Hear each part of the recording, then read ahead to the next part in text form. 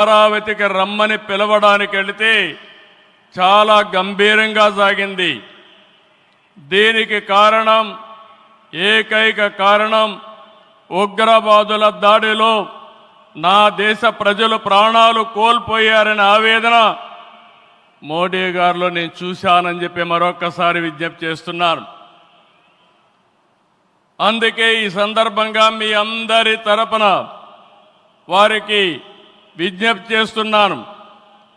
ఉగ్రవాదాన్ని అణిచివేయడానికి ప్రధాని మోడీ గారికి కేంద్ర ప్రభుత్వం తీసుకునే ప్రతి చర్యకు మేము అండగా ఉంటామని ప్రతిజ్ఞ చేస్తున్నాం. मोदी जी, हम आपके साथ हैं। आंध्र प्रदेश के 5 करोड़ लोग आपके साथ हैं। पूरा देश आपके साथ है। ఒకసారి గట్టిగా చెప్పండి, వందే మాతరం, వందే మాతరం. నేను వందే అంటే మాత్రం అని గట్టిగా చెప్పాలి. వందే వందే వందే.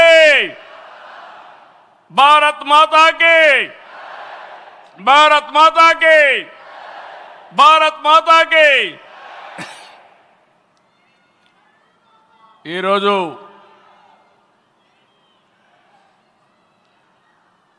భారతదేశం మొత్తం మోడీ గారి నాయకత్వంలో ఈరోజు సంపూర్ణంగా సమర్థించే పరిస్థితిలో ఉన్నారు. ఈ సందర్భంగా ఒక్క విషయం మీ అందరి దృష్టికి తీసుకురావాల్సిన అవసరం ఉంది. ఎప్పుడైనా సరే ఒక ఫ్యామిలీ, ఒక ఇండస్ట్రీ, ఒక కాన్స్టిట్యుయెన్సీ, ఒక కంపెనీకి దేనికైనా ఎఫెక్టివ్ లీడర్ ఉంటే ఆ ఇండస్ట్రీ బాగుపడుతుంది.